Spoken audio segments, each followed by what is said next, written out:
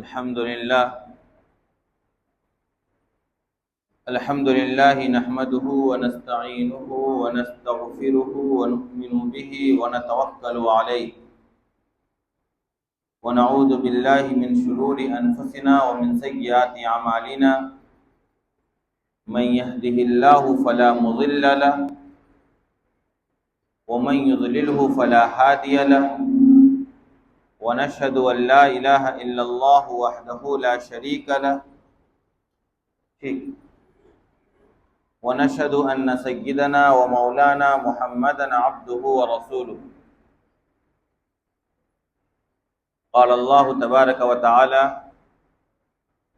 يا أيها الذين آمنوا لا يسخر قوم من قوم عسى أن يكونوا خيرا منهم ولا نساء من نساء عسى أن يكن خيرا منهن ولا تلمزوا أنفسكم ولا تنابزوا بالألقاب بئس الاسم الفسوق بعد الإيمان ومن لم يتب فأولئك هم الظالمون وقال النبي صلى الله عليه وسلم المؤمن مرآة المؤمن او كما قال رسول اللہ صلی اللہ علیہ وسلم۔ محترم مصلیان کرام، ہم لوگ گزشتہ کئی جمعوں سے سورہ حجرات کی آیتوں پر مشتمل بیان سن رہے ہیں، کیونکہ اللہ تبارک و تعالیٰ نے اس سورت کے اندر معاشرتی زندگی کے متعلق بہت اہم احکامات بیان فرمائے ہیں۔ اسی وجہ سے ہم لوگ ایک ایک آیت کو لے کر ہر جمعہ کے اندر بات چیت اور گفتگو اس موضوع کے اوپر آپس میں کر رہے ہیں۔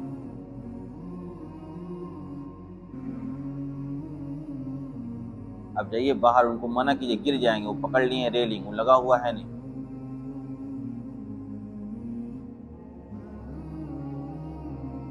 ریلنگ کو بالکل سائڈ کر دیجیے ایک طرف۔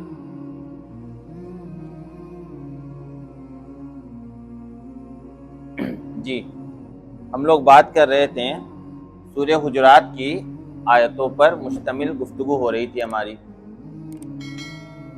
اور پچھلے ہفتے آپ کے سامنے یہ بات آئی تھی کہ قرآن نے ہمیں اور آپ کو یہ حکم دیا ہے کہ کسی کا مذاق نہ اڑاؤ، اور کسی کے مذاق اڑانے کی کیا سبب اور وجہ ہوا کرتا ہے اس کو ہی میں نے آپ کے سامنے پچھلے ہفتے بیان کیا تھا کہ انسان کسی کا مذاق دو بنیادوں پر اڑاتا ہے۔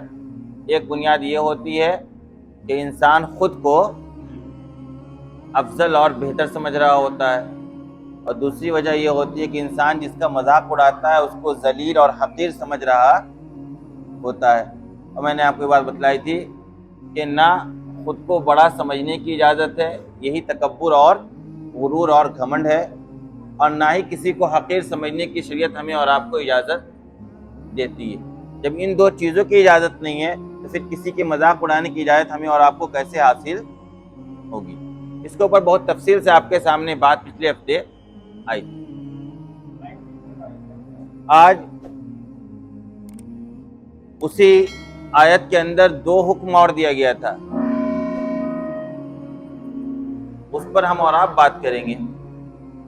ایک حکم یہ دیا گیا تھا وَلَا تَلْمِزُوا أَنفُسَكُمْ، وَلَا تَلْمِزُوا أَنفُسَكُمْ، اس کا معنی اور مطلب یہ ہے کہ کسی کو طعنہ مت دو، ایک دوسرے کو طعنہ مت دو۔ اور دوسرا ٹکڑا تھا وَلَا تَنَابَزُوا بِالْأَلْقَابِ، کسی کو برا نام سے نہ پکارو۔ یعنی شریعت نے ہمیں اور آپ کو دو حکم یہ دیا کہ دیکھو تم سماج اور معاشرے کے اندر کسی انسان کے اوپر طعنے مت مارو، کوئی ایسا جملہ نہ کسو جس سے اس کا دل دکھے، اور اسی طریقے سے سماج اور معاشرے کے اندر کسی کو برے نام سے نہ پکارو، کسی کو برے نام سے نہ پکارو۔ اب دیکھیے ہمیں جو حکم دیا گیا وہ یہ ہے وَلَا تَلْمِزُوا أَنفُسَكُمْ، کہ کسی کو طعنہ نہ مارو۔ عربی زبان جو لفظ استعمال کیا گیا وہ کیا گیا لمز، وَلَا تَلْمِزُوا أَنفُسَكُمْ، لمز کا لفظ استعمال کیا گیا. لمز کا مطلب یہ ہوتا ہے کہ کسی انسان کے اندر کوئی برائی موجود ہے، آپ اس کے منہ کے سامنے اس برائی کا تذکرہ کر رہے ہیں، اور مقصد یہ ہے کہ اس کا دل دکھے. مقصد کیا ہے؟ کہ سامنے والے کو میری بات سے تکلیف پہنچے. مقصد کیا ہے؟ سامنے والے کو تانا دینا. یہ کیا ہے؟ لمز. بات سمجھ میں آ رہی ہے؟ تانا اسی کو کہتے ہیں کہ کسی انسان کے اندر کوئی برائی موجود ہے، اب آپ اس کے منہ کے سامنے اس کی برائی کا تذکرہ کر رہے ہیں، اور مقصد یہ ہے کہ آپ اس کو ذلیل کریں. مقصد یہ ہے کہ آپ اس کو کیا ماریں؟ تانا ماریں. اس سے شریعت نے ہمیں اور آپ کو روک دیا ہے. دیکھیے، ہر انسان کے اندر عیب ہے، کوئی انسان عیب سے پاک صاف نہیں ہے. یہ صفت تو صرف اور صرف اللہ تبارک و تعالیٰ کو حاصل ہے کہ وہ ہر طرح کے عیب سے پاک ہے. اس کے علاوہ ہر انسان کیا ہے؟ اس کے اندر کوئی نہ کوئی عیب موجود ہے. کسی کے اندر کوئی عیب زیادہ ہوتا ہے، کسی کے اندر کوئی عیب اور برائی کم ہوا کرتی ہے، لیکن کوئی انسان مزکا اور مصفا نہیں ہے. اتنا پاکیزہ کوئی انسان نہیں ہے دنیا کے اندر کوئی یہ کہے کہ میرے اندر کوئی عیب ہی نہیں ہے، میرے اندر کوئی برائی نہیں ہے. لہذا اگر آپ کو کسی کی برائی معلوم ہوتی ہے تو اگر آپ اس کو اکیلے میں بلا کر پیار اور محبت سے، خیر خواہانہ انداز میں، اس کی اصلاح کے مقصد سے اگر اس کے سامنے آپ اس کی برائی کا تذکرہ کریں تو یہ جائز ہے. سمجھ میں آ رہی ہے؟ کسی انسان کے اندر کوئی خرابی ہے، آپ نے اس کو بلایا اکیلے میں اور کہا کہ دیکھو بھائی تمہارے اندر یہ برائی ہے، تمہیں یہ برائی چھوڑ دینا چاہیے، اس سے تمہارا دنیا بھی برباد ہو رہا اور آخرت بھی برباد ہوگا. لہذا یہ خیر خواہانہ جذبہ ہے، یہ سامنے والے کی کیا ہے؟ اصلاح مقصود ہے. یہ آپ کر سکتے ہیں، بلکہ دوسرے کی اصلاح کرنا، دوسرے کے عیوب پر اس کو نشاندہی کرنا، اس کی اجازت تو آپ کو شریعت دیتی ہے. لیکن میں نے لمز کا مفہوم بتایا آپ کو. لمز کس کو کہتے ہیں؟ کسی کے منہ کے سامنے اس کی کسی برائی کو اس طور پر بیان کرنا کہ اس کو برا لگے. اس کو کیا لگے؟ برا لگے. آپ کا مقصد اس کو تانے مارنا ہو، آپ کا مقصد اس کی اصلاح نہیں ہو، آپ کا مقصد اس کی اصلاح نہیں ہو. یہ ہے لمز. اس سے ہمیں اور آپ کو روک دیا گیا. اس کے علاوہ اگر آپ اس کی اصلاح کے مقصد سے خیر خواہانہ انداز میں بات کرنا چاہتے ہیں تو اس کو اکیلے میں بلائیے اور بلا کر اس کو یہ بات آپ سمجھائیے. دیکھیے حدیث کے اندر آپ صلی اللہ علیہ وسلم نے ارشاد فرمایا کہ المؤمن مرآت المؤمن، مومن جو ہے وہ دوسرے مومن بھائی کا آئینہ ہے. ایک مومن دوسرے مومن کا کیا ہے؟ آئینہ ہے. کیا مطلب؟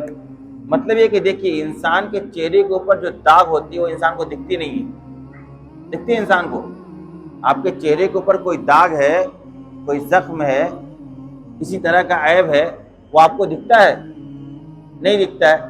لیکن آپ آئینے کے سامنے جائیں گے تو آپ کو اپنے چہرے پر پڑی برائی، عیب اور داغ دکھ جائے گی. یعنی آئینہ آپ کو یہ بتلا دے گا کہ تمہارے چہرے کے اوپر فلاں داغ یا فلاں دانہ یا فلاں عیب یا فلاں زخم کیا ہے؟ موجود ہے.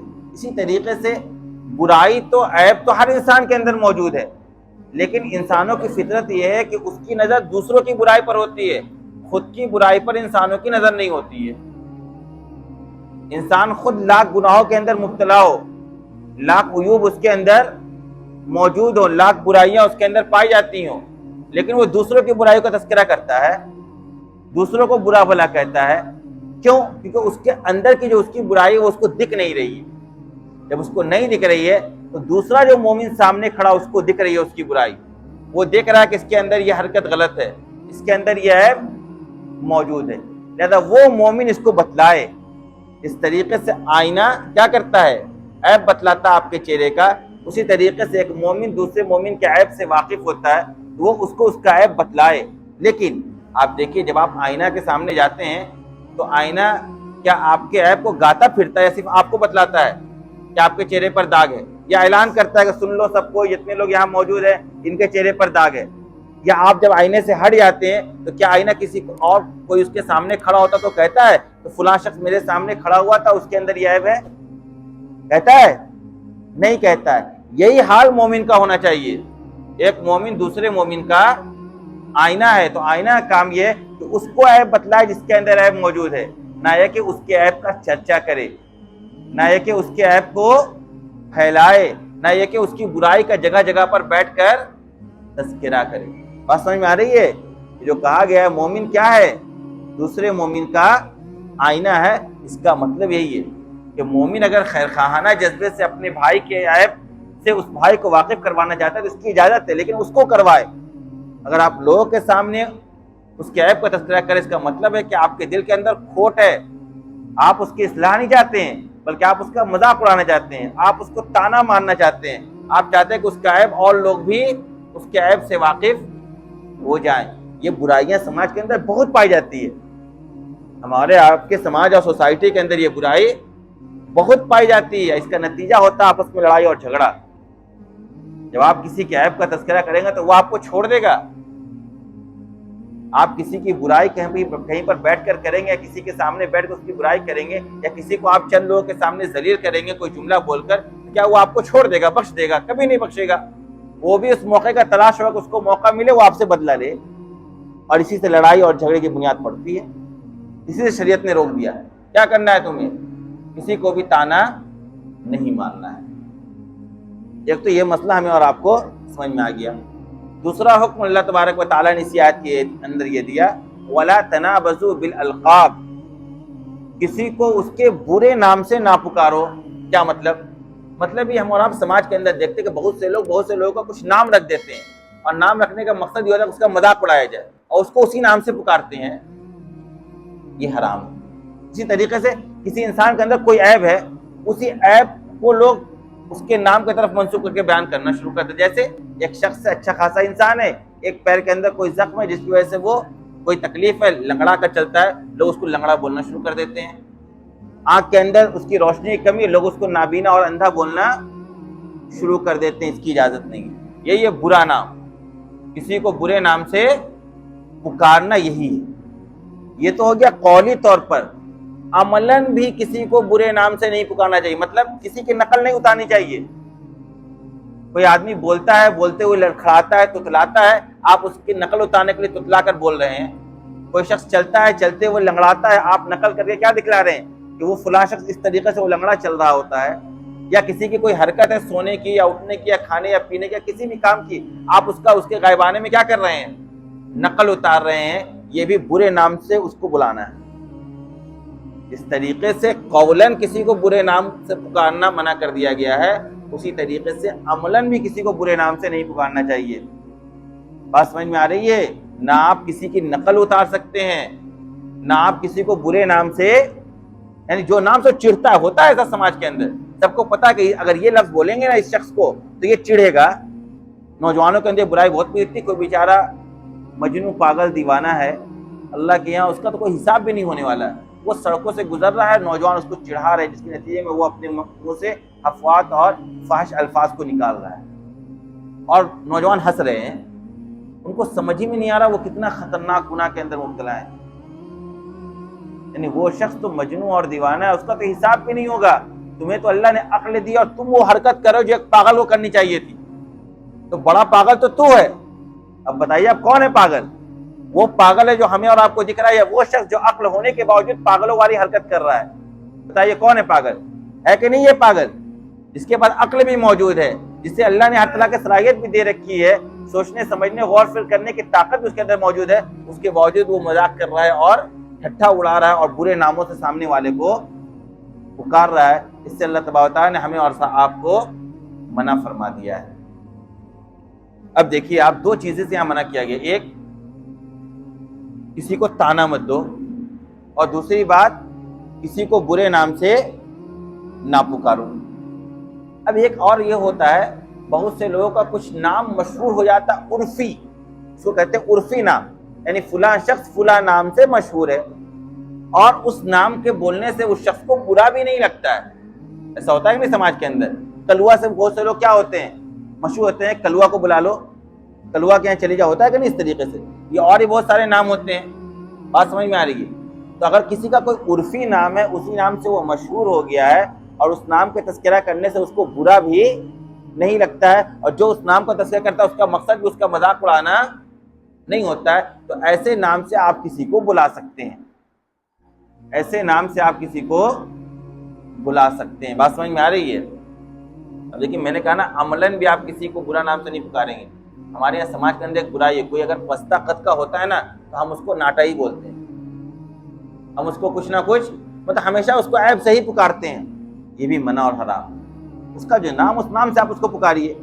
جس ہر شخص کے ماں باپ نے اس کا کوئی نہ کوئی نام رکھا ہے، آپ اس نام سے اس کو پکاریے۔ اس کے علاوہ کسی نام کو بگاڑ کر کسی کو پکارنا یا نام، اس کے بعد جو آیت کا اگلا حصہ کہا وَمَن لَّمْ يَتُبْ فَأُولَٰئِکَ هُمُ الظَّالِمُونَ، یہ وہ کام بئس الاسم الفسوق بعد الایمان، کہ ایمان کے بعد سب سے برا کام کیا ہے؟ کسی کو برے نام سے پکارنا۔ یعنی آپ مومن ہیں اور یہ حرکت کر رہے ہیں، اس کا مطلب آپ کے اندر انتہائی درجے کی کیا ہے؟ برائی موجود ہے۔ کسی کو برے نام سے نہیں پکارنا چاہیے، کسی کا نقل نہیں اتارنا چاہیے۔ تو میں نے آپ کو بھی یہ بات کہی کہ اللہ نے ہمیں دو چیزوں سے منع کیا، بلکہ تین چیزوں سے منع کیا۔ نمبر ایک مذاق اڑانے سے، نمبر دو تانا دینے سے، نمبر تین کسی کو برے نام سے پکارنے سے۔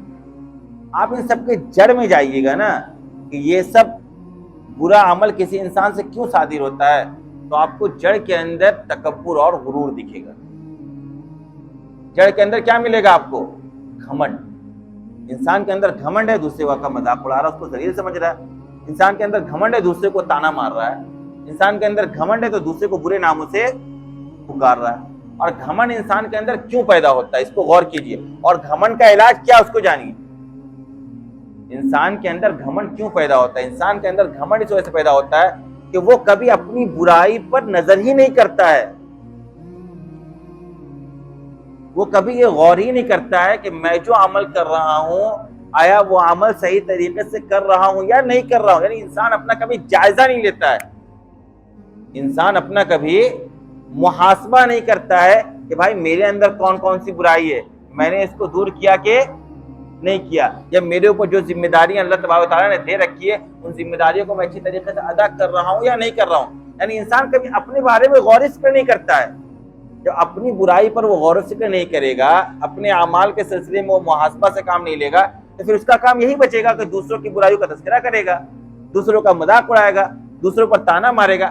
حالانکہ جو انسان اپنی برائی پر نظر رکھنے لگے، جو انسان اپنی برائی پر نظر رکھنے لگے، اس کو یہ فرصت ہی نہیں ملے گی کہ وہ دوسروں کی برائی کو دیکھے اور جانے۔ تذکرہ کرنا تو دور کی بات ہے کہ بھائی ہمارے اور آپ کے اوپر نماز فرض ہے، اگر ہم روزانہ یہ غور کرنے لگے کہ ہمارے اوپر نماز فرض ہے 5 وقت کی، ہم نے ادا کی کہ نہیں کی، ادا کی تو شرائط سے ادا کی کہ نہیں کی، شرائط سے ادا کی تو خشوع اور خضوع اس کے اندر تھا یا نہیں تھا، تمام آداب کی رعایت تھی یا نہیں ہے۔ اگر آپ اس میں غور کریں تو آپ کو پتہ چلے گا کہ آپ کا کوئی عمل ایسا نہیں ہے جو اللہ کے سامنے قبول ہونے کے بھی لائق ہو۔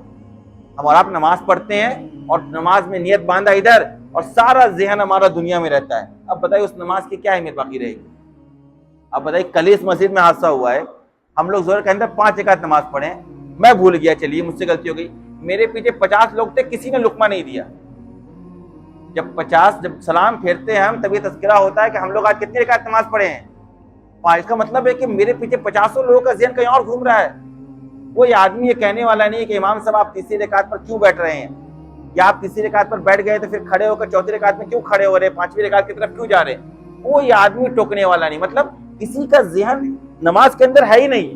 ہر آدمی اپنے دکان کا کوئی حساب کر رہا ہے، کوئی اپنے مکان کا حساب کر رہا ہے، کوئی اپنا قرضہ سوچ رہا ہے، کوئی اپنے غم کے اندر مبتلا ہے، کوئی دنیا جہان کا پلان بنا رہا ہے۔ سارا پلان ہماری نماز کے اندر ہوتی ہے۔ اب بتائیے اپنی نماز کا ہم جائزہ لینے لگے تو ہمارے پاس یہ فرصت ہے کہ ہم دوسروں کے عیب کا تذکرہ کریں، دوسروں پر نگاہ رکھیں۔ یعنی جو لوگ آپ کو سماج میں دیکھ، کچھ لوگوں کا یہ مشغلہ ہے، ایک تو برا، کچھ لوگوں کا یہی فیشن ہے کہ ہر دن وہ بیٹھ کر بس فلاں ایسا ہے، فلاں ایسا ہے، فلاں کے اندر یہ عیب ہے، فلاں ایسا کرتا ہے، فلاں ایسا بولتا ہے۔ مسئلہ یہ اس کا کوئی کام نہیں، سب سے بگاڑی آدمی ہے وہ سماج کے اندر، اور سب سے برا بھی ہوتا ہے وہ خصلت اور اپنی عادت کے اعتبار سے، لیکن چونکہ اس کو نظر نہیں ہوتی اپنے عیب کے اوپر، اندھا بنا بیٹھا ہے، لہذا پوری دنیا کے عیب کا تذکرہ کر رہا ہے۔ آپ غور کیجئے، ہمارے اوپر بہت سے حقوق ہیں، کیا ہم ان حقوق کی رعایت ادا کر رہے ہیں؟ ان حقوق کی ادائیگی میں تمام رعایات کو ملحوظ رکھ رہے ہیں؟ کبھی آپ غور کیا آپ نے اپنی زندگی کے اندر؟ آپ ایک دن بیٹھیے، آج آپ لوگ بیٹھے عشاء کے بعد، اور غور کیجئے کہ فجر سے لے کے عشاء تک آج ہم نے اپنی زندگی کیسے گزاری ہے. ہم نے اپنی زندگی کیسے گزاری ہے؟ 5 وقت نماز پڑھا کہ نہیں پڑھا؟ تو ٹائم پر پڑھا، ادا پڑھا یا قضا پڑھا؟ ادا پڑھا تو جماعت سے پڑھا یا غیر جماعت سے پڑھا؟ اگر جماعت سے پڑھا تو کم سے کم اتنا ذہن میں لائے کہ 3 وقت تو امام نے بلند آواز سے تلاوت کی. امام نے قرآن کی کس سورت اور آیت کی تلاوت کی، یہ خبر ہے کہ نہیں ہے؟ یعنی ہم لوگ جب بچپن مدرسے میں پڑھتے تھے نا، تو اگر نماز سے ادھر ادھر بھاگ جاتے تھے تو استاد پکڑتے تھے، نماز پڑھا، بچے کہتے تھے پڑھیں. کہتے تھے یہ بتاؤ کہ امام نے مغرب کی پہلی رکعت میں کون سی سورت پڑھی؟ اب بیچارہ وہ نماز ہی نہیں پڑھا ہے تو کہاں سے بتائے گا؟ کبھی آپ سے اب تو حالات یہ کہ پڑھے ہوئے لوگوں سے آپ پوچھ لیجیے گا امام نے کون سی سورت پڑھی، اس کو پتہ ہی نہیں. کیوں؟ اس کا ذہن ہی نہیں ہے، نماز کے اندر دھیان ہی نہیں ہے. پھر آپ غور کریں کہ ان پورے 24 گھنٹے میں آج میں نے کتنی مرتبہ سچ بولا ہے، کتنی مرتبہ میں نے جھوٹ بولا ہے، کتنا دیر میں نے لغویات میں یا فضولیات میں اور ایسے کاموں میں ضائع کیا ہے جس سے نہ میرا دنیا کوئی فائدہ ہے نہ دین کا کوئی فائدہ ہے.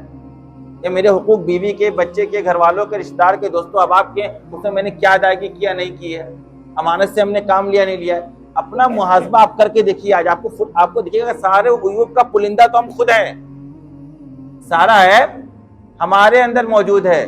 جب تک اپنے عیبوں کے اندر اوپر نظر نہیں پڑتی ہے نا انسان کی، تو بس وہ دوسروں پر ہی کیا کرتا ہے، کیڑا نکالنے کی کوشش کرتا ہے اور دوسرے پر ہی انگلی اپنی سیدھی کر رہا ہوتا ہے. یہ انسان کی روحانی بیماری ہے، یہ انسان کی روحانی بیماری. لہٰذا اسی وجہ سے قرآن نے خاص طور پر سورہ حجرات میں ان تمام چیزوں کے احکامات نازل کیا اور کہا یہ مت کرو. تکبر اور گھمنڈ کا علاج یہ ہے کہ خود کے عیب پر نظر ڈالنے کی کوشش کرو، کسی کے دوسرے کے عیب کا تذکرہ کرنے کا تمہیں فرصت ہی نہیں ملے گی. بات سمجھ میں آ رہی ہے؟ قرآن کریم کی ان آیتوں کا انتخاب کرنے کا مقصد یہی ہے تاکہ ہم اور آپ اپنی زندگی کے اندر تبدیلیاں لائیں. ہم اور آپ اپنی زندگیوں کے اندر اپنی برائیوں کا اصلاح کرنے کی کوشش کریں. ہمارے اندر کیا کیا برائیاں، کبھی غور تو کریں کہ ہم بھی غلط ہیں. ہم نے بھی آج غلط کیا ہے فلاں معاملے کے اندر، ہمارے اندر بھی یہ عیب ہے، ہم بھی جھوٹ بولتے ہیں، ہم نے بھی جھوٹ سنا ہے، ہم نے بھی آج دھوکہ دیا ہے، ہم نے بھی آج لوگوں کو چکما دیا ہے پیسہ کمانے کے لیے، 2-4 پیسے کے لیے. یعنی دنیا کے لیے اپنی آخرت کو ہم نے کتنا برباد کیا ہے، اس میں اگر ہم غور کرنے لگیں گے تو ہماری اصلاح کا راستہ شروع ہو جائے گا. آپ غور، یعنی جو بزرگ بہت سے لوگ گزرے انہوں نے علاج بتایا، کہا جب محاسبہ کرو تو دیکھو تم نے کتنی مرتبہ جھوٹ بولا ہے. اگر 10 مرتبہ بولا ہے تو لازم کرو کہ آج میں 10 رکعت نفل پڑھوں گا. کل دیکھنا 5 ہی مرتبہ جھوٹ بولو گے اور 2-3 دن کے بعد تم جھوٹ بولنے کی ہمت ہی نہیں ہوگی. 5 وقت تو نماز تم سے ہوتی نہیں ہے، تم نفل کہاں سے ادا کرو گے؟ 10 رکعت 20 رکعت. یہ علاج بھی بتلایا ہے بزرگوں نے.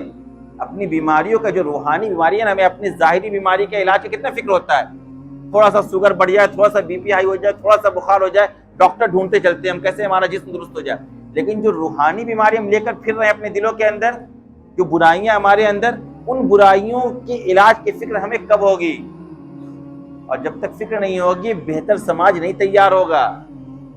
ہر انسان اگر اپنی اصلاح کی فکر صرف کر لے کہ کل سے بس مجھے مسجد آنا ہے، مسجد بھر جائے گی. فجر میں، ظہر میں، عصر میں آپ دیکھ لیں، لاکھ آپ چلا کر کہہ دیں، لوگوں کو کوئی اثر ہی نہیں پڑتا ہے.